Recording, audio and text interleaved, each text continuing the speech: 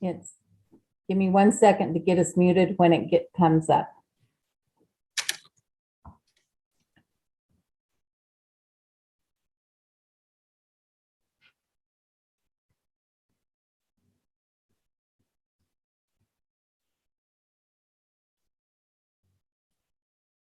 Okay, Your Honor, we're ready.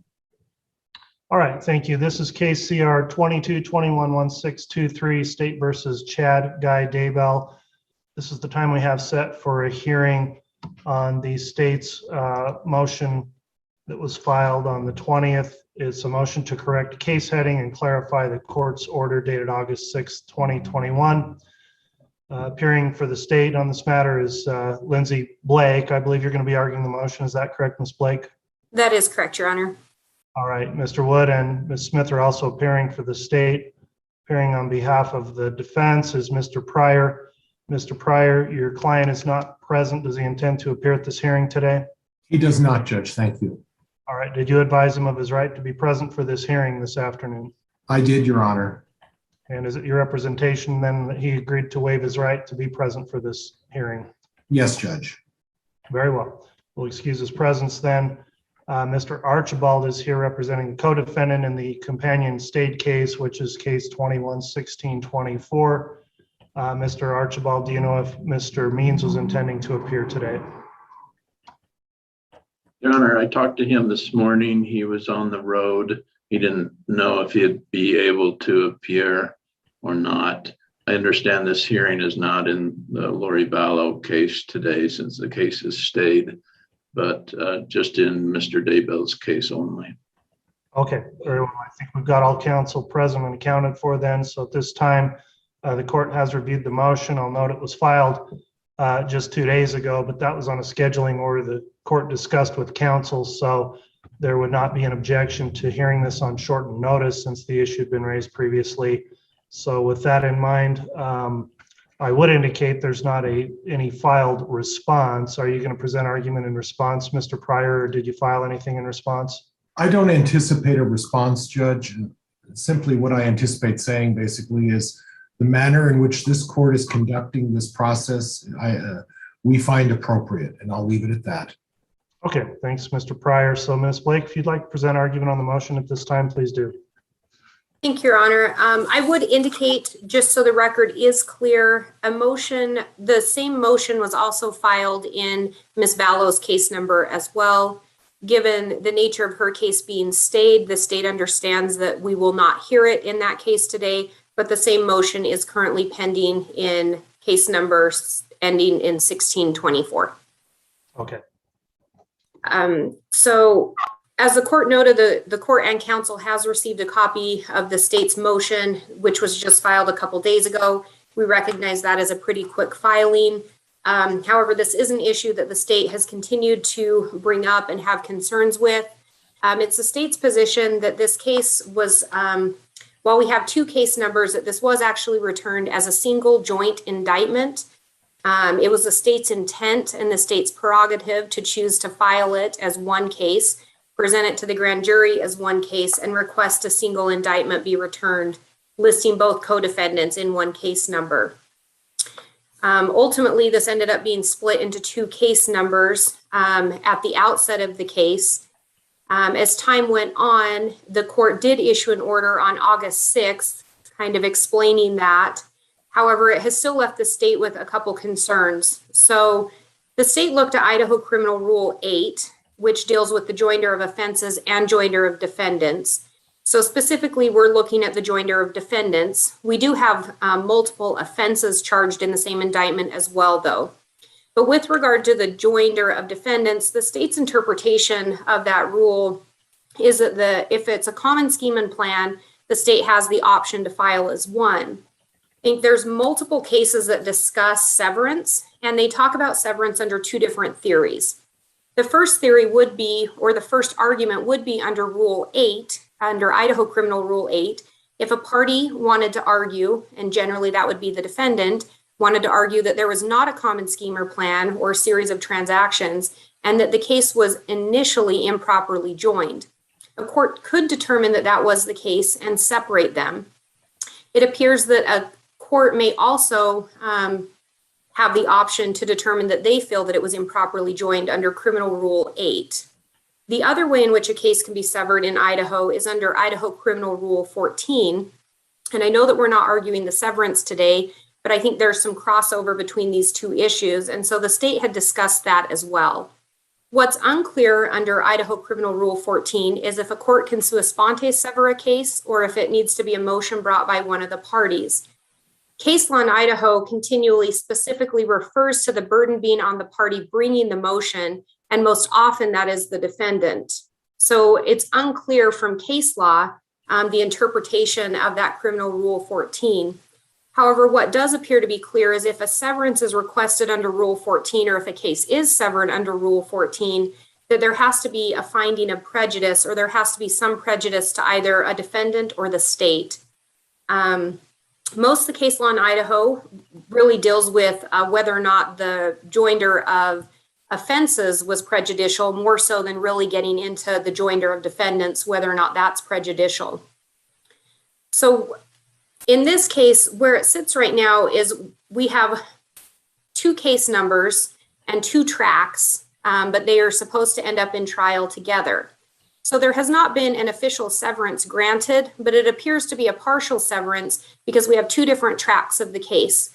So generally speaking, and case law references this quite frequently, the idea of joinder of cases, there's multiple reasons to do it, but one of the biggest ones is judicial economy. Also, not adding additional burden to the state to present multiple witnesses, to have witnesses come in multiple times, present the same argument multiple times, and move forward in that way. So in this case, where we're at is exactly that position of having to argue the same motions multiple times, bring in the same witnesses multiple times. And to try to track this case together, the state has just seen that there could be some issues that may arise. So just looking at some of the pending motions we have, such as the motion to change venue, I think we're put in a position where moving forward on an issue like that, Ms. Vallow's case has stayed, or Ms. Vallow's side of the case has stayed, so she wouldn't be there to make argument, or her counsel, and a decision regarding Mr. Daybell's trial may be made. So let me ask on that then, and this would relate to any other coming motion. Is it the state's position then I should grant this, have a single case, and everything is state? That would be our position at this point in time, Your Honor. And so we did try to find case law here in Idaho, and it seems to be a novel issue regarding co-defendants in the stay of a case. However, the federal courts have dealt with this issue quite frequently, and the state does recognize that the federal system is a little bit different. They have some rules that are a little more black and white, and they have something called the Speedy Trial Act that they turn to. However, when we look at the Speedy Trial Act, it's similar to speedy trial in the sense that it is a calculation regarding when a defendant is taken to trial. And the federal courts have consistently found that if one defendant is causing a stay in a case, or I think the case law says if a delay is attributable to any one defendant, it's charged against a single clock, thus making the delay applicable to all defendants. If a defendant actually brings a motion to sever and it's denied, the court changes that analysis in the federal system, and they look at a reasonable delay analysis is applied to decide whether or not the delay should reasonably be attributable to another defendant and how to add that into their calculations. So again, the state recognizes their calculations are different. However, in several different federal cases cited by the state, the courts routinely found that joint trials serve the interests of justice by avoiding the scandal and inequity of inconsistent verdicts. And they found that while they had heard argument from co-defendants saying, because one co-defendant had delayed the case, that was prejudicial to the other co-defendant or a violation of the Speedy Trial Act, the courts consistently have found that it wasn't. Even if there was a motion to sever that was denied and they were applying the reasonable analysis standard, they still found that it was not overly prejudicial, and they found that keeping the trials together was appropriate. There wasn't a violation of the speedy trial, and there wasn't a violation of the court's discretion in denying the severance. All right, Ms. Blake, though, on that point, would you agree there's got to be limits on the delay? The delays I reviewed in the cases you've cited, 4 months. One of them talked about 7 months. We've already got a 3-month delay based on a stay in the Vallow case. We've just ordered an additional 180 days where that stayed. And there's not only a statutory right, there's a constitutional right to a speedy trial. Even if it's waived, it's not waived forever. And I guess my question I'm posing to you is, again, so your position is that as of right now, Mr. Daybell's case needs to be stayed for 180 days because Vallow's case is, and in that interim, he's not allowed to bring any motions, have any hearings, or move the case forward towards trial because of her competency issue. Is that where you're headed with this request? Yes, Your Honor, I think that would be accurate. And again, looking at the speedy trial issue, because I think that's part of what those federal cases were focused on. In State v. Lopez, 144 Idaho 349, it cites to State v. Youngblood and indicates an unequivocal written waiver of speedy trial signed by defendant is dispositive of a later motion to dismiss on that basis. So the state does recognize, and even with a waiver of speedy trial, the state has never argued or would never argue that Mr. Daybell's case should be held in perpetuity. We believe absolutely at some point the state may join in a motion to sever or may believe that's appropriate. However, at this point in time, the state's concern is that the state opted to file this as one case. It appears to have been partially severed, and the concern is in continuing to move forward on motions only on Mr. Daybell's side of the case, we're concerned that it appears that it will eventually result in a severance or result in problems if Ms. Vallow is not allowed to be heard at a change of venue. And if Ms. Vallow isn't allowed to be heard at a motion to sever, because she may have, maybe she joined in the motion, maybe she wouldn't, it's unknown at this point in time.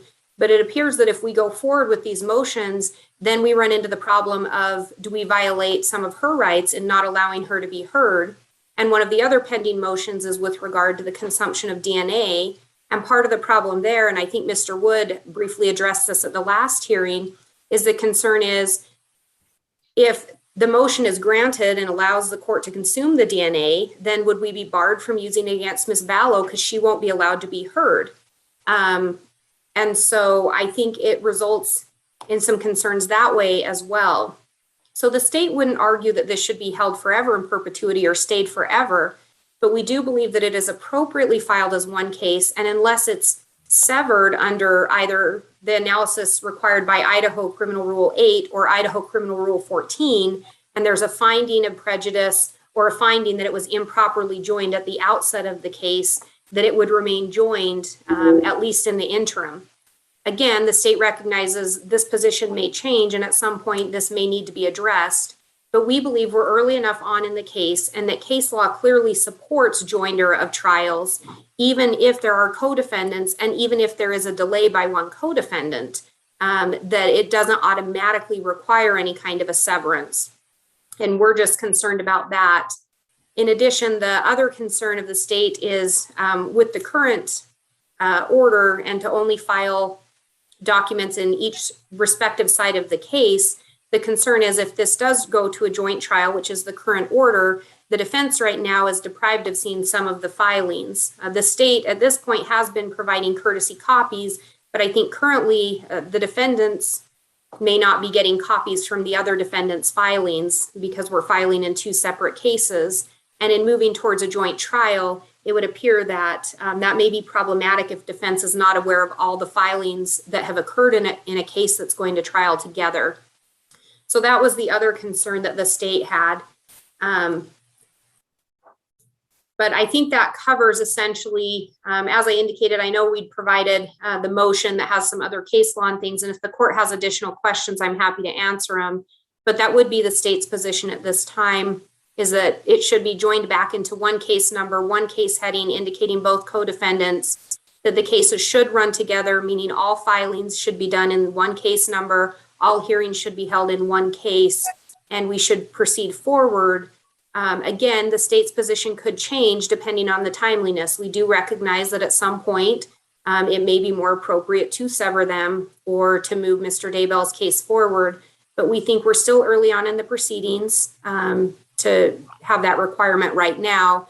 And especially with the waiver of speedy trial at this point, I don't think that we're running afoul of Mr. Daybell's due process or constitutional rights at this point in time. The state worries the opposite will happen if we continue down two tracks and that we may run afoul of the defendant's due process rights and constitutional rights as well. So that's the state's position unless the court has any additional questions. Okay, I appreciate your argument on that. Mr. Pryor initially indicated you didn't have any response other than what you said at the outset after hearing the argument there. Do you have any responsive argument? Unfortunately, Judge, I have something briefly to touch on. Very well. Go ahead. Thank you, Judge. I appreciate you giving me the opportunity. Judge, it seems to me that they're more concerned about case numbers on cases than they are about the law that applies in this case. This case hasn't been severed. This judge, you in particular, have not severed this case. There has not been a ruling severing the case. What this court has done is simply said this: I'm not going to infringe on Mr. Daybell's constitutional rights to effectively defend the charges against him. Because if we do what the state's suggesting, and the court obviously was astute enough to catch on this, that if we do what the state is suggesting, then there's a stay on Mr. Daybell. That means I'm not allowed to do anything until the state decides that they're going to agree to let this be severed. Well, unfortunately, it's not their decision. If they want it severed, they can file a motion. I have filed a motion to sever. I filed a motion for change of venue, and I believe I filed all the appropriate motions at this point. But what the court has done is said, listen, for the purposes of I-Court and the way things are identified on the I-Court system that we're now using, it's not inappropriate for Mr. Daybell to have a case number and for Ms. Daybell to have a case number. It's also not unusual, Judge, in the number of years I've been practicing, for when cases are joined, there's 2 case numbers on there with 2 different defendants. Sometimes there's multiple charges on each of the defendants and they're joined as well. So what's happening here is not particularly unusual. What it is happening is that the court is allowing Mr. Daybell to effectively do what he thinks is necessary to defend him in this matter and not have to wait for the state to decide, well, maybe we'll sever. Well, unfortunately, Judge, it's not their decision. It's this court's decision. And this court is given the inherent right to dictate the process, the procedure, and the manner in which cases proceed. Now, when the court put a stay on Ms. Vallow's case, the court was astute enough to say, I'm not going to infringe on Mr. Daybell's rights, and I'm going to allow him to do whatever is necessary and continue to move this along. Because if we wait for the state to decide when we're going to sever, is that going to be a year from now? Is Mr. Daybell going to be in jail for 2 years until we decide that, well, maybe we'll go forward? And then at that point, Judge, when we decide to go forward, if Ms. Vallow becomes competent in the future, at that point, are we going to be allowed to start all over again for another year and file all the necessary motions? Obviously, the court has enough experience to recognize that the way you're handling is absolutely appropriate. And the state has not provided a modicum of evidence or statute that supports what they're suggesting should happen. And quite frankly, there isn't a single statute, law, or case that I can identify, Judge, that prohibits you from doing exactly what you're doing. And I encourage the court to keep the same path and go forward. All right. Thanks for the argument, Mr. Pryor. With that, Ms. Blake, if you'd like to make any rebuttal, since I allowed that response, you're allowed a rebuttal if you'd like. Your Honor, I think I'd just respond briefly and indicate the state in no way believes that it's up to the state whether or not a severance occurs.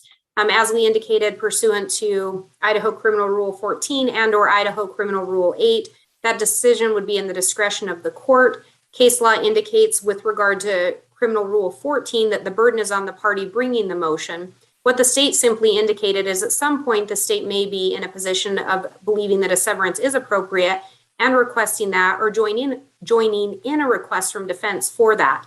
We absolutely recognize that that is within the court's discretion. So I don't want there to be any confusion there. And then just lastly, I know the court and defense already have a copy of the state's motion, so I would indicate that within the state's motion, I think that's where we have appropriately identified the applicable statutes as well as case law regarding prosecutors having discretion with regard to charging decisions and how that has generally been interpreted by the courts, as well as the state's concern with the current severance or what appears to be a partial severance without any finding that it was improperly joined or a specific finding of any prejudice to one of the parties involved. So I think that's where the state's authority is mostly contained. I just didn't want to argue all of that today. All of the parties are in possession of that motion at this time. Okay. Well, I appreciate the arguments on the issue. Council, I've considered that. I went back and reviewed the order that was entered in the case on August 6th. And the order is pretty clear on the last sentence of the first page that the defendants are joined for purposes of trial pursuant to Rule 8B. So the current status quo of the case is that the two defendants in this case, Mr. Daybell, Mrs. Vallow, are both joined for trial under 8B. I appreciate the briefing and the argument and pretty extensive citations to authority in the state's motion. I've reviewed that, and I guess a couple of things I take away from reading through that case law is, first, almost all, if not all, of the citations really deal with the issue of trial. So we're in a case, we're in the pretrial motions phase of a case. Eventually we get to trial, and most of those citations talk about trials. Joint trials serve the interest of justice by avoiding the scandal and inequity of inconsistent verdicts. That's one of the citations. There's another one talking about joint trials. There's a multitude of citations to joint trials. One of the cases cited that talks about delay was a delay because there were multiple defendants joined for trial, and some of the defendants were pursuing pretrial motions, which were taking a lot of time to get through the system. Other defendants were ready to go to trial, and the analysis is the pretrial litigation of certain defendants creating delays for the other defendants, violating the rights of the defendants that want to go forward. And the point there is, again, the defendants are not all going to go through the pretrial motions the same way. Some may have issues that relate specifically to them, others may not, and therefore there will be separate hearings, separate motions, and that's inevitable in practically any case involving co-defendants. The concern about multiple hearings being done needlessly, which would be inefficient for me to hold a hearing on the same issue twice, just because there's two case numbers. I'll point out that has not happened in this case. That's not going to happen in this case if it can be avoided. But the situation we find ourselves in this case, quite frankly, is a situation that's probably the biggest issue that could be raised, which puts these two defendants in a different position. One is not competent and her case is stayed. The other is competent and wants to move forward. And so at this point, the case is still joined under 8B. I agree there was a single indictment. It charged both defendants. Each was assigned a separate case and a separate case number. Each defendant can elect how they wish to defend the charges against them, and they don't walk in lockstep on every issue that comes up in the case. They pursue their different remedies they think are available as they see as the case goes along. And inevitably, as I mentioned, there's probably going to be different hearings involving motions that may be only applicable to one of the defendants. So because the case is joined for trial right now, I don't see any reason or need to modify the order. I think the order is in compliance with Rule 8. I don't think there's any indication that the court's made any kind of severance in this case. The assignment of two case numbers does not sever the right of the state to seek a single trial in this case. And I will just note, for purposes of setting trial, it's the intention of the court, I am going to set one trial for both defendants, and we'll hope that we can get both defendants to trial. But where there's now a delay and no one knows how long that delay is going to be, at some point we may have to reconsider. All of the cases are pretty clear that while we look at economies and efficiency of having a single trial instead of two, that at some point may be outweighed by the substantive due process rights of each individual defendant, and severance may need to take place. Hasn't happened in this case. As Mr. Pryor pointed out, there's a pending motion to sever, which will be considered, but the court's made no ruling on that. And so for those reasons, we'll continue as we have been operating the case with these case numbers and with the court's August order remaining in effect. So for those reasons, as stated here on the record, I'm denying the state's motion, and that'll be the ruling today. So Your any Honor, if, questions on that, go ahead, Ms. Blake. oh, sorry. Yes, Your Honor, the state does have a question. Will the court be issuing a written order with the findings contained in that written order? I'll just issue an order indicating for the reasons stated on the record here, I'm denying the motion. All right, any questions on the ruling, Mr. Pryor? Nothing further, Your Honor. Thank you. Okay, counsel, thanks for your appearances this afternoon, and we'll be in recess.